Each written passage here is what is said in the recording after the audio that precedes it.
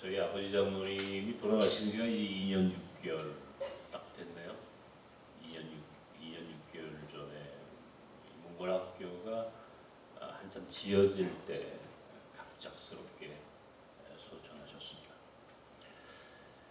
오늘 이제 그런 생각을 저는 늘 합니다. 인생의 짐이라고 하는 것이 참 얼마나 힘들고 어려운 건가. 일제 시대에 태어나셨죠. 일제 시대에 태어나셔가지고 그러니까 일제 시대에 태어나가지고 정상적으로 이 세상을 살 수가 없는 때였지 않습니까? 또 일찍이 부모님들이 다 돌아가셨고 그러니까 또 학교를 다닐 만한 또 기회를 받지 못했고 해방을 맞으셨고 또 6.25 전쟁을 또 경험하셨죠. 그러다가 이제 참 결혼하셔서 저희 이제 제 동생 형제를 하셨습니다. 그러니까 무슨 뭐 이 세상에 줄이 있는 것도 아니고 또 많은 공부를 하신 것도 아니고 그렇다고 정말 무슨 이 세상적으로 자기의 삶을 좀 경제적으로나 또 정신적으로나 힘이 돼줄 만한 사람도 주변에 아무도 계시지 않았어요. 제가 어렸을 때 우리 아버지 장모님의 모습은 고통이었어요. 그러니까 노동하고 흙으로 노동자로 농민으로 평생 그렇게 살다 가셨단 말이죠. 그러니까 그 인생의 무거운 짐을 저는 지금 이해할 수 있어요. 제가 어느 순간에 참 힘드시겠다. 사는 게 힘드시겠다.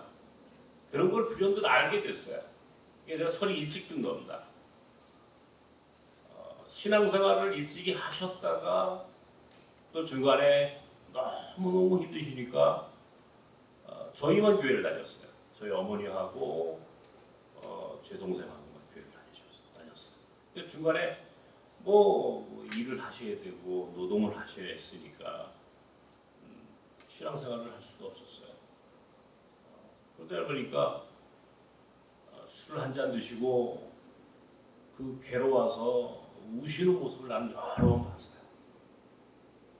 얼마나 힘드신지 그 삶의 무게에 눌려서 괴로워하시고 그럴 수밖에 없겠죠. 그죠? 가난했고 아들 둘을 낳는데 이놈들을 어떻게 키워야 되나 먹여 살리고 키우고 공부시키는 이 일이 얼마나 부담스럽겠어요. 인생이. 그러니까 이 일제시대와 6.25 전쟁과 또 가난과 그 수많은 그 고난의 시간들을 사시면서 그걸 어떻게 그 짐을 그 스트레스를 그 고통의 나를 어떻게 이겨나가실 수 있었을까? 여러분은 여러분의 짐을 어디에 의지하고 내려놓습니까? 그래서 저희 아버지 장모님이 나중에 이제 다시 교회로 돌아오셔서 굉장히 정말 신앙생활을 열심히 하셨어요. 이제 장로가 이제 일찍 장로도 되셨고, 이제 어렸을 때 전 아버지 장모님하고 그리 얘기 많이 했어요. 그분의 삶이 그 무게가 한편에서는 너무 제가 이해할 수 있는 고통이었고, 저는 어떻게 하면 우리 아버지 장모님이 힘들면 그걸 내가 좀 도와드릴까 이 생각을 많이 하면서 그래서 어렸을 때 그래서 노는 것보다는 나물 캐는 소년으로 나물 캐고 나물을 좋아하셨거든요. 나물 캐고 또 그래서 또 공부를 또 열심히 했는지도 몰라요.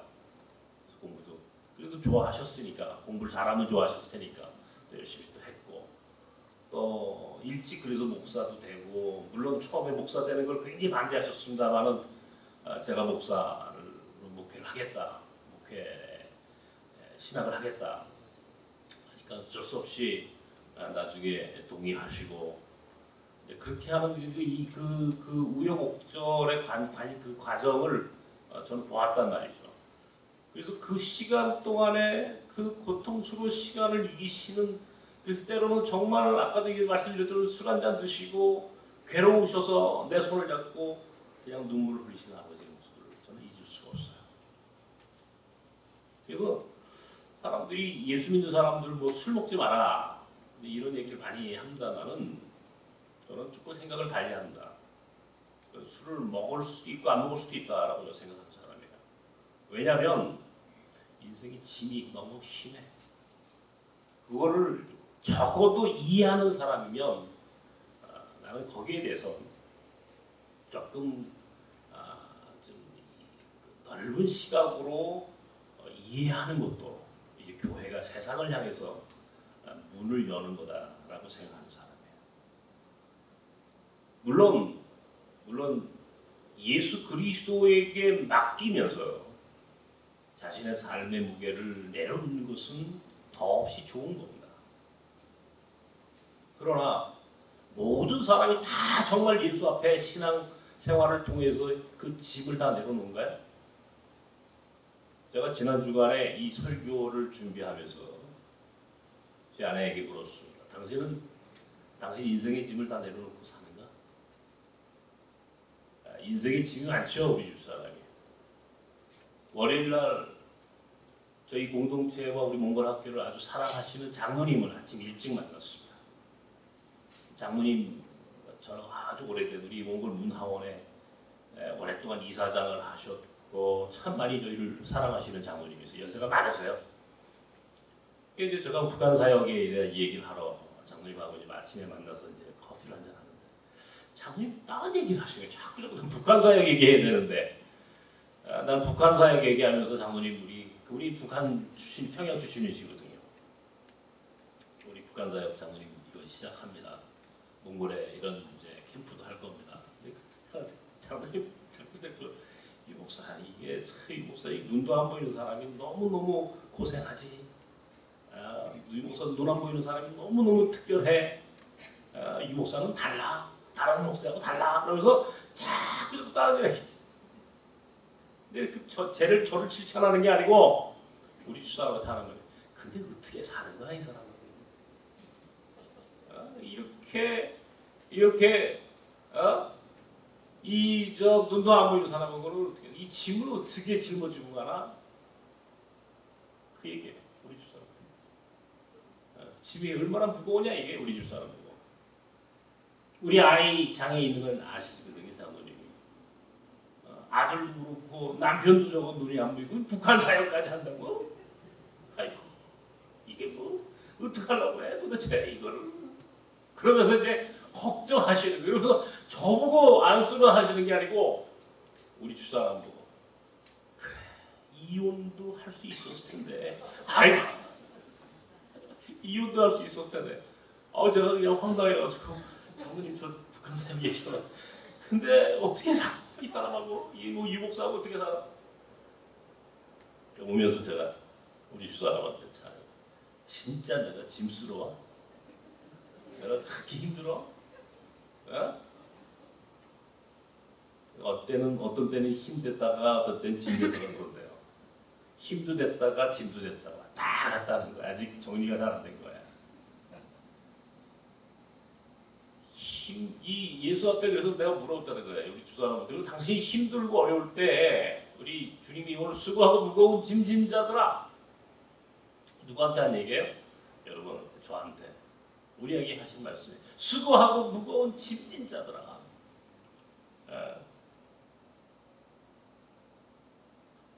인생의 무게가 얼마나 무겁습니까? 사시면서 직장 생활하면서 힘스럽고 그냥 그 뭐 하나하나가 참 뭐 고통스럽지 않아요? 저는요 이 학교를 지은 우리가 만 2년이 되어 간다면 학교를 지으면은 저는 자유로울 줄 알았어요. 정말. 왜냐면 워낙 우리 몽골 아이들 공부하는 현장이 너무 열악했기 때문에 지금 우리 몽골 아이들이 공부할 수 있는 그런 공간을 잘 만들어주고 그렇게 해가지고 좀 좋은 환경에서 공부시키면 좋겠고 또 뭐 그런 걱정도 없을 것 같았어요 제가. 학교가 됐네 걱정도 없겠다. 웬걸요 학교 짓고 나니까 더 걱정이 있는 거예요. 이게 작은 규모가 아니에요 건물이. 이게 900평이거든요. 그러니까 이게 관리하는 게 너무너무 어려운 거예요. 돈도 많이 들잖아요. 관리비 전기 쓰면 전기세 나와 있죠. 뭐 가스 쓰죠. 뭐 하나하나 전부 우리가 상상할 수 없는 부담감이 있어요 이 안에. 그러니까 야 이게 없었을 때는 차라리 걱정이 없었어요. 근데 있으니까 그 다음부터 또 걱정이 생기는 거예요. 이것도 재미로구나. 몽골 아이들이 많이 오니까 너무 좋은 것 같지만 아이들이 막 200명 넘어. 이번 학기에는 거의 250명 정도 아이들이 또 새 학년을 시작하거든요. 9월 학기에. 말이 그렇죠 여러분. 200명 넘어 250명쯤 되는 학교는 작은 학교가 아니에요. 한국 학교에도 작은 학교가 아니에요. 그런데 뭐 우리가 정부로부터 지원을 받아요. 아이들한테 학비를 많이 받아요? 아니거든요. 그러면 아이들 먹이고 공부시키고 기숙사까지 있어요. 기숙사에 있으니까 없을 때는 기숙사 있어야 돼요 하더니 만들어 놓으니까 아이들이 잠자고 먹고 생활하는 거 온통 다 부담이고 온통 다 십자가예요. 너무너무 힘든 거예요. 거기다 북한 사역 안 되니까 장로님 말씀 이게 뭐 도대체 이 유목사라고 하는 사람은 도대체 이해가 안 간다 이게. 지 인생도 살기 저거 힘들 텐데 지 인생도 저게 눈도 안 보이는 저 사람이 얼마나 저거 힘들 텐데 근데 뭐 학교 짓는다고 그 난리를 피더니 학교 졌으면 지금 편하게 살지 또 뭐 북한 사역한다고 평화 캠프 만든다고 뭐 탈북자와 함께하는 뭐 이런 거 하겠다고 뭐 그러니까 그 양반이 볼 때 이게 내가 불쌍한 게 아니라 우리 집사람이 옆에서 불쌍한 거야. 그러니까 자꾸 우리 집사람만 쳐다보고 도대체 어떻게 살아?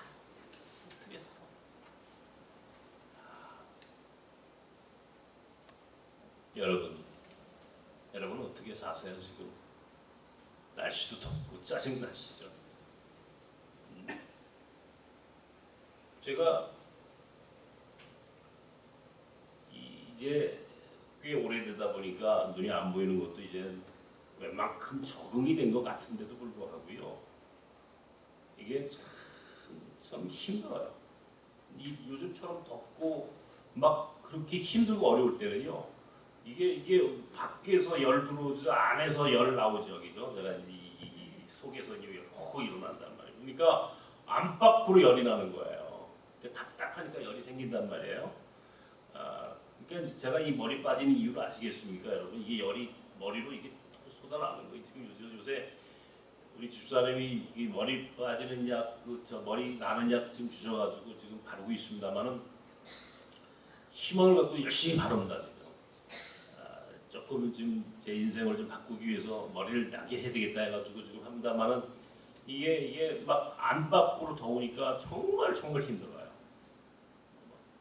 생각이 많아지고요, 덥죠, 답답하죠, 막 그러니까 이걸 어떻게 지금 제 스스로를 막 어찌할 수 없는 지금 막 그 답답한 감정이 제 안에 있습니다. 그리고 어깨가 무거워요. 이것저것 막 생각하면은 정신이 하나도 없는 거예요. 머리가 아픈 거예요. 너무너무 무거운 거예요. 삶의 무게가. 처음에 눈이 안 보인다고 죽으려고 했을 때요. 제가 왜 죽으려고 했겠습니까? 왜 자살을 하려고 했겠습니까? 목사가. 그건요. 첫 번째는 내가 너무 고통스러운 거예요. 절망스러운 거예요. 아무것도 할 수 없다는 게 너무 절망스러웠어요. 너무 내가 스스로 할 수 있는 게 아무것도 없으니까. 두 번째는요. 내 스스로 아무것도 할 수 없는 것은 문제가 없어요. 차라리 근데 내가 어떻게든 내가 참고 사면 돼요. 두 번째는요. 내 처자식을 누가 먹여 살릴 거냐 말이에요. 네? 내가 장가를 가지 않고 결혼하지 않고 아이를 안 낳더라면 내가 그런 고민 안 했을 거예요. 근데 어떻게 결혼했잖아요. 아이 둘을 낳았어요. 그러니 더욱이 가장인 사람이 자기 스스로도 감당할 수 없을 만큼의 치명적이고 아주 아주 말로 다 할 수 없을 만큼 고통스러운 상황 가운데 딱 떨어져 버리니까 아무것도 생각하지 못해요. 그냥 이거는 이제 나는 끝났구나라고 하는 생각밖에 없는 거예요. 그냥 죽음밖에는 선택할 수 있는 길이 없어요. 그러다 우리 아이는 장애를 갖고 태어났어요. 그러니까 세상에 어떻게 이럴 수가 있냔 말이죠. 그러니까 막 그 모든 것들이 저로 하여금 감당할 수 없는 그 시간들을 저는 살았고 지금도 살고 있는 거예요. 그런데 또 거기에 외국인들을 위해서 역파송도 한대. 몽골에 선교지를 만들고 북한 사역을 하고 온갖 남이 안 하는 거는 다 한대. 그러니까 다른 사람이 볼 때는 저 사람 지금 뭐 하는 거야? 저 바보 아니야? 라고 생각하는 거예요. 당신은 도대체 어떤 사람이길래 그 무거운 인생의 짐이 지금도 힘들어서 헉헉대면서 어떻게 지고 가는 거야 도대체? 옆에서 돕는 당신 아내는 도대체 누구야 도대체 저 여자는? 그런 거예요. 불쌍한 거죠. 한마디로 인간적으로. 근데요. 저에게 이 자유가 의외로 제 마음속에 아주 평안함이 있어요. 사람들이 볼 때 불쌍해. 계속 물어봐요. 눈이 안 보이면 얼마나 힘들죠. 장모님 저 북한 사회 그래 너무 힘들지. 네, 북한 사회 힘들어? 이제는요 하도 들어가지고 이야 참 여러분 하루하루 사는 게 보통 일 아니잖아요. 그죠? 무겁지 않은 인생이 어디 있으며 가시 없는 인생이 어디 있으며 다 고통 속에서 살아가는 거예요. 힘들어요. 그러니까 사람들이 술을 마실 수밖에 없고 젊은 청년들 보세요. 게임 중독 될 수밖에 없어요. 잊어야 되잖아. 현실을 잊어버리려면 방법이 뭐가 있어요? 게임, 약물 이런 것밖에는 도저히 그러니까 무슨 포르노 요즘 세상이 온통 다 그렇게 흘러가는 이유가 있는 거예요. 너무 인생이 짐이 무거운 거예요. 예수 믿는 사람들도 완전히 예수 앞에 다 내려놓으면 좋겠는데 교회에 나와가지고 예배 드리면 그냥 고개는 끄덕거리다가 나가는 순간부터는 언젠가 내가 지나가다 보니까 이제 배우기 시작한 놈이 애기가 말이에요. 조그만 애기. 힘들어 못 살겠어. 조그만 애가. 내가 지나가다 너 몇 살이냐? 지가 몇 살인지도 모르는 애야. 저는 힘들어 못 살아가 뭐야 그게. 근데 태어나서 죽는 날까지 이제는 다 사람이라면 다 하는 말. 힘들어 못 살겠어요. 힘들어. 아이 키울 때는 건강하게만 키우면 될 것 같아. 조금 학교 다니면 공부 좀 잘했으면 좋겠어. 좋은 대학 보내고 나니까 취직했으면 좋겠어. 결혼했어. 아이나 이게 무슨 평생 부모로서 자식에 대한 염려, 걱정. 이 말로 다 할 수 없는 이게 여러분 지금 느끼시죠 지금 제가 이렇게 설명 안 해도 고개 끄덕끄덕 하는 분이 있어요. 아이고 저게 내 얘기구나. 네? 얼마나 인생이 짐이 무거운지 말고 그런데요. 오늘 예수께서 분명히 말씀하셨어요. 수고하고 무거운 짐진 자들아 다 내게로 오라 내가 너희를 쉬게 하리라. 수고하고 무거운 짐진 자들아 내 앞에 내려와라 말이야. 근데 이 말씀이 있었음에도 불구하고 우리가 내려놓지 못하고 산다는 거야. 문제는 알아. 수도 없이 말씀을 외워. 아예 달달달 외운다고. 수고하고 무거운 짐진 자들아 다 내게로 오라. 내가 너희를 쉬게 하리라. 아멘. 아멘 하면 뭐 하겠냐고요. 내려놓지 않는데. 왜 내려놓지 않습니까? 왜? 이유가 뭐예요? 이유가 있다는 거예요. 왜 내려놓지 않냐면 내 삶은 내 거라고 생각하기 때문에 내려놓지 않는 거예요. 내 소유라고 생각하기 때문에 내려놓지 않는 거예요. 내 소유. 내 것이라고 생각하면 이게 사람이 소유욕이라고 하는 게 이게 내 것이라고 하는 이 착각을 하고 살아가는 게 얼마나 우리를 불행하게 하는 건지 아십니까? 내 것이라고 생각하니까 내 자식도 내 것이니까 내 자식이 장애가 태어났으니까 내가 책임져야 한다라고 하는 책임감이 생기는 거예요. 책임이죠. 자기의가 나와요. 자기의. 내가 누군데 자존심을 거기에 또 결부시켜요. 다른 사람한테 내가 누군데 숨기고 싶은 거야. 자기 열등감을 숨기고 살아가는 거야. 자기의가 강하니까 자기 소유, 내 것. 그러니까 치매 걸린 자기 부인을 죽이고 자살하는 남편의 이야기를 여러분 그래서 신문에서 보셨죠. 자기 부인 내가 알아서 정리한다. 장애 있는 자기의 아들 내가 먼저 데려간다. 그렇게 자기 거라고 생각해요. 내 거라고. 그러니까 이 세상의 모든 불행의 시작은 내 목숨부터 내 건강부터 내 자식, 내 자녀 온통 나와 관계된 것이 내 것이라고 생각하는 순간부터 우리는 불행해지는 거예요. 내 거예요, 여러분? 여러분 자녀가 여러분 겁니까? 하나님이 여러분에게 주셨어요? 주신 거 아니에요. 맡긴 거예요. 잠시 맡긴 거예요. 맡긴 거. 그러니까 내 것이라고 생각하니까 책임을 져야 돼요. 책임을 지려고 하니까 무거운 거야. 무거우니까 감당하지 못하니까 절망하고 절망하니까 죽어가는 거야. 내 게 아니야. 내 건강, 여러분의 건강이 여러분 거예요. 사람들이요 흔히 건강해야 하나님 쓰십니다 라고 얘기해요. 다음 주에 이 얘기를 또 한 번 할 겁니다만 저한테도 마찬가지예요.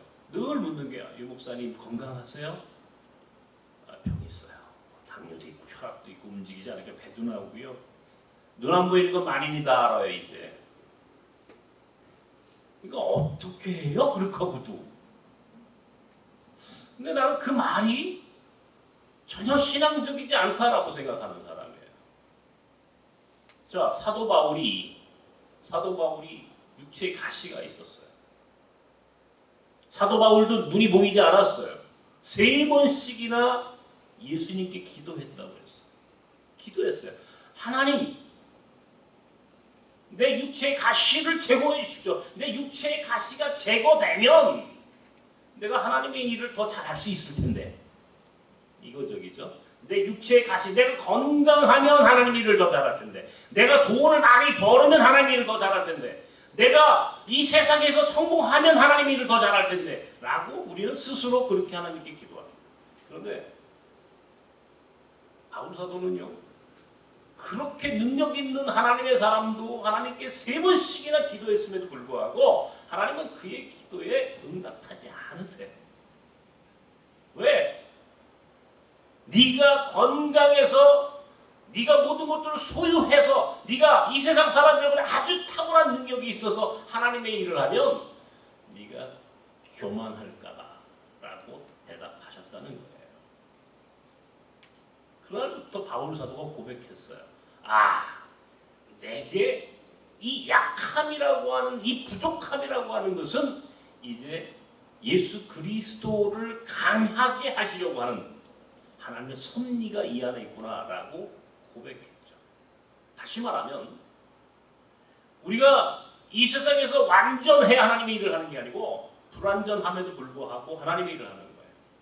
불완전함에도. 불완전하고 내가 장애가 있고 내가 연약함에도 불구하고 하나님의 일을 잘하는 것. 내가 이 세상에서 눈이 보이지 않음에도 잘 사는 것. 이게 하나님의 영광을 위한 거예요. 남는 것이 하나님의 영광을 위한 것일 수도 있지만 동시에 내가 내 안에 있는 고통을 끌어안고 살면서도 하나님의 영광을 위해 살아가는 것, 이것이 하나님이 더 기뻐하시는 삶이라고 하는 사실을 바울 사도가 우리에게 설명하고 있는 거예요.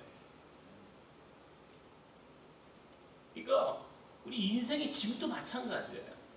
내 것이 아니에요. 이게 내 것이라고 하는 순간부터 고통스러운 거예요. 내 자식이 내 거면 그러면 어떻게 해야 되는 거예요? 그러니까 사람들이 내가 우리 아들보다 하루만 더 살 수 있도록, 하루만 더 내가 죽고, 아니 우리 아들 죽고 그 다음날 내가 죽을 수 있도록, 이게 장애가 된 부모들이 기도한다는 기도 제목이에요. 그건 아닌 거예요. 이건 맞지 않는 얘기예요. 난 우리 아이를 하나님께 맡겼어요. 맡기고 나니까 우리 아이가 내게 짐이 아니라 내가 하나님 앞에 내려놓고 맡기는 순간부터 우리 아이는 내게 축복이에요. 내가 은혜가 되는 거예요. 우리 아이가 얼마나 사랑스러운지 말도 못해. 예를 들자면 우리 아이가 내게 짐이 아니야. 내가 내 아들을 짐이라고 생각하는 것은 내가 이 아이를 내 것이라고 생각하는 순간부터 짐인 거야. 근데 내 것이 아니라 하나님의 것이라고 생각하니까 하나님을 딱 예수님 앞에 내려놓고 나니까 전에 이게 짐이 아닌 거예요. 그 다음부터는 이 아이가 내게 선물이야. 짐이 아니고 선물이 되게 하는 것. 고통이 아니라 내게 은혜가 되게 하는 것. 축복이 되게 하는 것. 이게 신앙이에요. 하나님 앞에, 예수님 앞에 내려놓는다라고 하는 의미가 뭐냐는 말이에요. 우리가 수고하고 무거운 짐진 자들아 다 내게로 오라. 내가 너희를 쉬게 하여 참 힘을 주셨어. 예수를 믿으면 다 하나님 앞에, 주님 앞에 내려놓는다라고 고백하고 교회에 오는 거예요. 그렇죠, 여러분? 교회에 오실 때 지금 이 순간 여러분 마음속으로 그렇게 기도하시는 거예요. 오늘 주님 앞에 나 내려놓습니다. 내 자식, 내 건강, 내 직장, 내 재물, 내 미래, 할 것 없이 내가 모든 걸 질스럽게 생각했던 걸 내려놓습니다. 하나님 뜻대로 하겠습니다.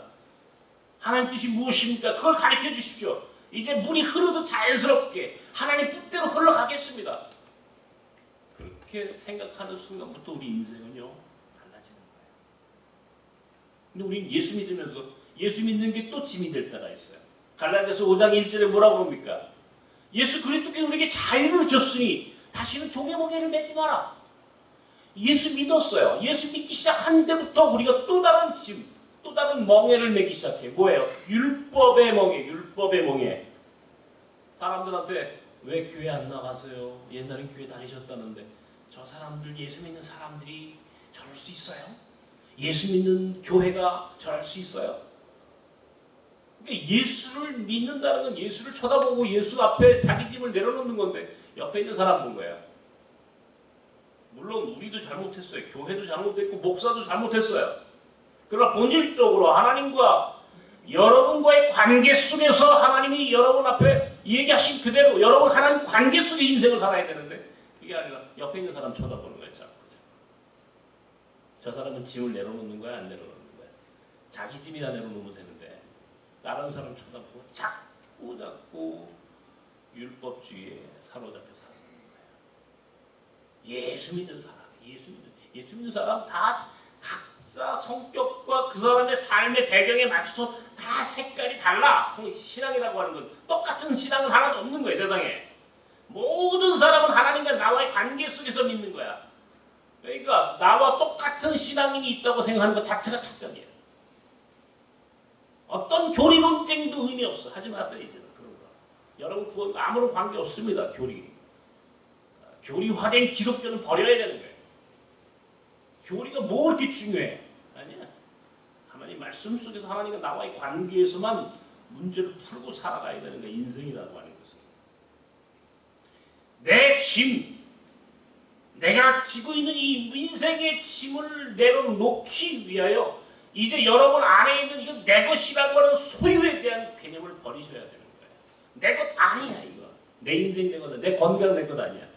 내 자식 내 것 아니야. 내 돈, 내 재물 내 것 아니야. 이건 하나님인 거야. 하나님이 필요해서 잠시 나한테 맡기셨다가 또 가져가시는 거야. 그죠? 하나님이 잠시 나한테 맡기셨어요. 내 건강도, 내 자녀도, 내 돈도, 내 재물도, 세상의 모든 것들 다 나한테 맡기셨어. 맡기셨다가 조금 필요해서 먼저 가져가셨거나 혹은 하나님 다른 뜻이 계셔서 조금 더 빨리 뺏어 가실 수도 있는 거예요. 중요한 것은 하나님 앞에, 예수님 앞에 내 인생의 짐을 내려놓는 거예요. 내 것 아닌 내 것 아닌. 내 것이니까 내 짐 때문에 헉헉대고 그럴 필요 없어요. 내 것 아닙니다. 내 인생은 내 것 아니요. 나는 이미 죽었어. 나는 죽었어. 나는 예수 안에서 다시 태어난 사람이야. 나는 죽었어. 이제 나는 하나님이 시키는 대로 가면 되는 거야. 안 보이면 안 보이는 거고 보이면 보이는 대로 살면 되는 거야. 중요한 건 내가 하나님 앞에 하나님의 일을 하기 위해서 어떻게 열정적으로 살아가느냐 말이야. 하루하루. 내 자식 좀 부족해. 그러나 내 것 아니야. 하나님이 나한테 맡기신 거야. 짐이 아니야. 내게 은혜야. 축복이야. 이렇게 생각하니까 그다음부터 우리 아이가 너무 예쁘고 고맙고 감사하고 어떤 분이 눈 안 보이는 분이 저를 찾아왔어요. 몇 주 전에. 목사님, 내가 눈이 안 보이면 우리 자식들, 우리 집사람 어떻게 먹여 살려야 되는 거 어떻게? 그건 하나님이 알아서 하시면 걱정할 거 없어. 눈이 안 보여도 잘 사는 방법을 선택하면 돼. 그것 때문에 절망할 필요 없어. 눈이 안 보이면 안 보이는 거야. 안 보이면 안 보이는 대로 잘 사는 길이 있어. 안 보이는 것도 하나님께 내게 맡겨. 열등감까지도 내려놔. 내가 그 얘기했어. 열등감도 내려놔. 자식 때문에 저한테 찾아온 부모가 있었어. 이야, 막 답답하겠더라고요. 그런데요, 자식 하나님이 잠시 맡긴 겁니다. 마음 비워 내려놓으십시오. 내려놓으십시오. 예수 앞에 내려놓으십시오. 예수 앞에 내려놓으십시오. 그래야만이 문제가 해결됩니다. 그래야만이 자녀도 문제를 해결해 왔습니다.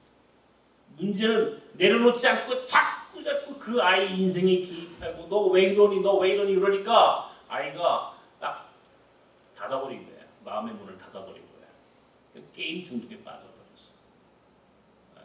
게임 중독에 빠져버렸어. 문을 잠그고 나오질 않아. 예를 들자면은 지금 그런 젊은 아이들 무진장 많습니다. 우리나라에. 온갖 중독에 다 중독되어 버리는 거야. 왜? 자기 인생이 짐을 견딜 수 없으니까 아버지는 아버지대로 자식은 자식대로 온통 다 세상이 다 그렇게. 왜? 내 것이라고 하는 착각을 하고 있기 때문에. 내 것 아닙니다. 소유욕을 버리셔야 돼요. 소유가 아니에요. 여러분께 아니에요. 책임감으로부터 벗어나야 돼요. 자기 의로부터 벗어나야 돼요. 열등감으로부터 벗어나야 돼요. 예수님 앞에 맡기면 이게 우리 인생이 사는 길입니다. 예수께서 만난 사람들이요. 수가성의 여인, 혈흔병 앓는 여자, 삭개오 같은 세리, 바리새인으로 부자가 된 청년, 한결같이 인생의 짐을 갖고 온 사람들이에요. 그 사람들에게 예수님이 다 내려놔라. 그 얘기 하시는 거예요. 내려놔라. 누가 너를 비난하더냐? 하나님이 너를 사랑해. 여전히 당신은 죄인이지만 하나님의 사람입니다. 당신이 혈흔병 앓고 있습니까? 눈이 보이지 않습니까? 당신의 믿음이 당신을 구원하는 것이오. 가늠한 여인 데려다 놨어. 야, 죄 없는 사람이 먼저 돌로 쳐봐. 이 여인 죄 없는 사람이 먼저 돌로 쳐봐. 이 여자 죄 없다고 말하지 않아. 죄 있어. 그러나 정죄하지 말라는 거예요. 서로. 바리새인, 당신 돈 많아? 예, 전 율법으로도 완전합니다. 그래, 다 팔고 가난한 사람에게 나눠주고 와봐. 답이야 그것이. 이게 답이야. 내려놓으라는 거 예수 앞에. 우리 각자가 지금 삶의 무게가 너무 무거워. 십자가가 너무 무거워. 이게 내 건 아니야. 몽골 학교, 나섬 공동체, 유해근 목사 거 아니야. 하나님께서 알아서 하셔. 딱 마음 비우면요. 그 다음부터는 아이고 하나님이 알아서 하시는 거지. 내 자식 내 것 아니야. 하나님이 알아서 그 아이 키워. 내려놔. 내 건강 그래 내가 살 수 있어. 내가 하나님이 일할 수 있을 때까지 나는 최선을 다해서 할 거야. 딱 그 마음 가지니까요. 눈이 안 보여도 좀 불편한 것뿐이지 아무런 문제 없어. 돈 북한 사역하는데 또 하나님이 하는 건데 뭐 하나님이 알아서 하실 거지. 내 건가? 아니야. 하나님 거야. 내려놨어. 알아서 가는 거야. 불러서. 되면 하나님 뜻 이루시는 거고 안 되면 하나님 뜻이야. 안 되는 것도. 그렇지 않겠어요? 내려놓읍시다. 오늘 기도하고 말씀 속에서 여러분 신앙 속에서 딱 한 가지 내 인생 내 거 아니다. 이것만 기억하세요. 내 인생 내 거 아니다. 자기 인생 자기 거라고 생각하는 건 착각이에요. 내 인생 내 거 아니다. 하나님의 것임. 하나님의 것임을 기억하고 오늘 예수님 말씀하신 대로 수고하고 무거운 짐진 자들아 다 내려놔라. 내려놔라.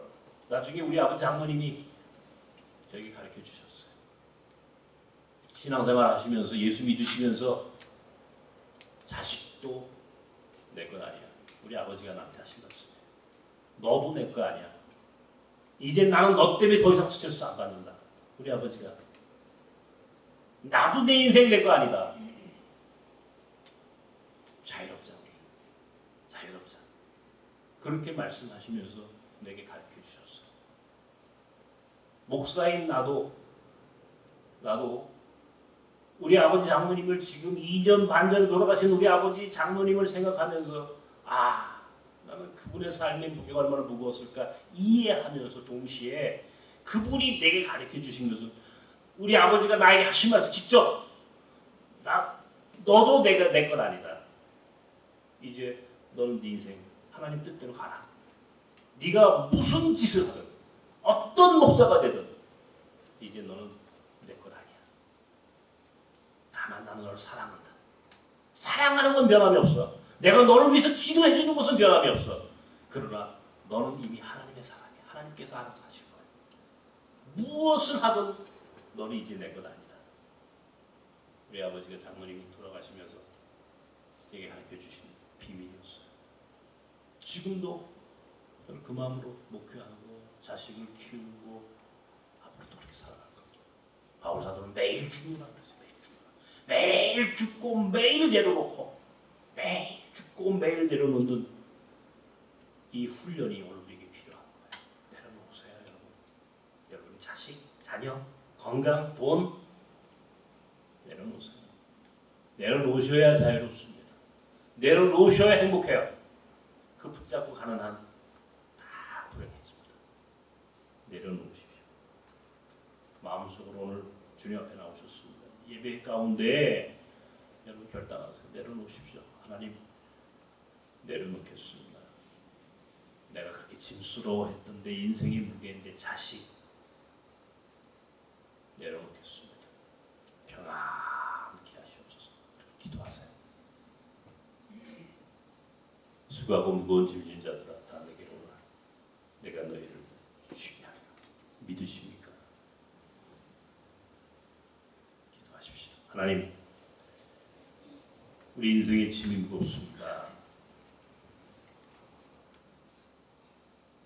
이 세상에서 살아가는 것 자체가 힘들고 어려운 시간들입니다. 그러나 우리가 예수님 앞에 내려놓는 순간부터 우리는 자유롭습니다.